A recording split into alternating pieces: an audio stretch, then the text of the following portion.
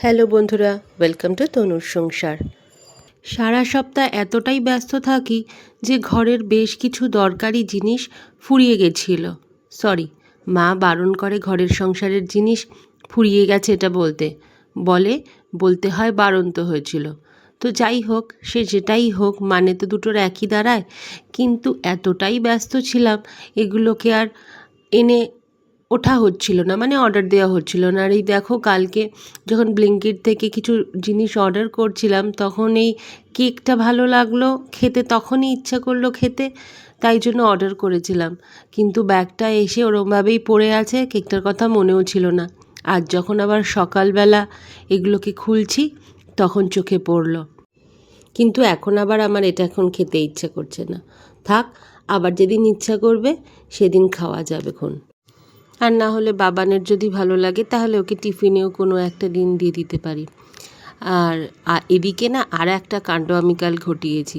আগে দাঁড়াও, বাবার ডিমটা আগে সরাই, নয়তো এইখানে রাখবো। আমার রান্নাঘর যা ছোট, তাতে কখনো লাগবে পুরো ট্রেটা সমেত যাবে উল্টে। এই কাণ্ডটা আমি কালকে ঘটিয়েছি। এই বেঙ্গল হারভেস্ট থেকে না আমি কালকে চিকেন অর্ডার করেছিলাম। এবার এটা আমি অনলাইনেই দেখেছিলাম, দেখে আর কি অর্ডার করেছি। কিন্তু কি মারাত্মক ভুল হয়েছে জানো, কালকে যখন এই জিনিসপত্রগুলো এসছে, এই ব্যাগের মধ্যে যে জিনিসটা ছিল আমি বেমালুম ভুলে গেছি। আর ফলে কি হয়েছে, ওটা বাইরেই রেখে দিয়েছিলাম।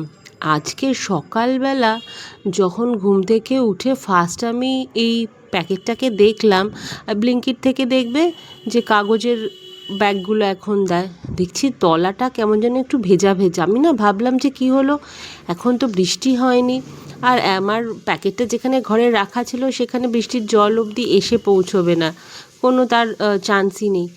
তারপর খেয়াল পড়লো যে এখানে এই চিকেনের প্যাকেটটা ছিল। কি জানি, এখন তো খুলে বার করে রাখলাম, তবে আশা করি না নষ্ট হবে। বেমালুম ভুলে গিয়েছিলাম, বিশ্বাস করো। কি জানি এখন কি হয়েছে, আস্তে আস্তে মনে হয় বয়স হয়ে যাচ্ছে, তো তাই জন্য যা মাথায় আসছে সেগুলোই আবার ভুলে যাচ্ছি তক্ষুনি না করলে কাজটা। যেমন দেখো, এই ফ্রিজে যে মাছের মাথাটা ছিল সেটাও গেছিলাম ভুলে আজ 2-3 দিন ধরে। আজকে ফ্রিজে সব জিনিসপত্র বার করতে গিয়ে এটা চোখে পড়লো। তো ভাবলাম না আর বেশি দিন রেখে লাভ নেই, কারণ সোমবার দিন এসব রান্না করা যায় না, আর মঙ্গলবার দিন এমনিই নিরামিষ খাই। তো এই জন্য আজকে ভাবলাম কি এটা দিয়ে একটু ডাল বানিয়ে নিই। তাই জন্য মুগের ডালটা ভাজা হয়ে গেছে, সেদ্ধও চাপিয়ে দিয়েছি। আর এদিকে আজকে আবার সকালবেলার ব্রেকফাস্টে খাবার অর্ডার এসছে, চাউ।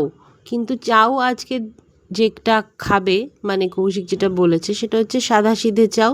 এই সাদাসিধে চাউ মানে তো আমাদের বাড়িতে ওই পেঁয়াজ আলু ভাজা কাঁচা লঙ্কা দিয়ে নর্মাল ডিম ফাটিয়ে যে চাউমিনগুলো হয়, যেগুলো আমরা স্কুলের টিফিনে নিয়ে যেতাম, মনে আছে?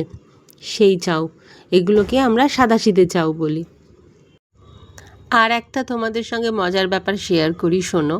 আমার বাড়িতে যখনই ডিম আসে, এই ডিমের ট্রেগুলো আসে, এর মধ্যে থেকে না আমি ডিম বাছাই করে রাখি।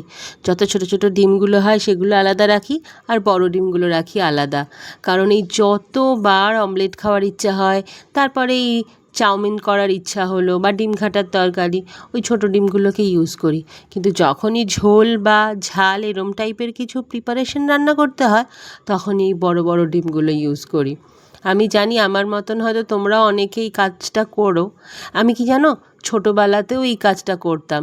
বাড়িতে ডিম আসলেই বড় ডিমটা দেখিয়ে মাকে বলতাম এটাই আমি খাবো।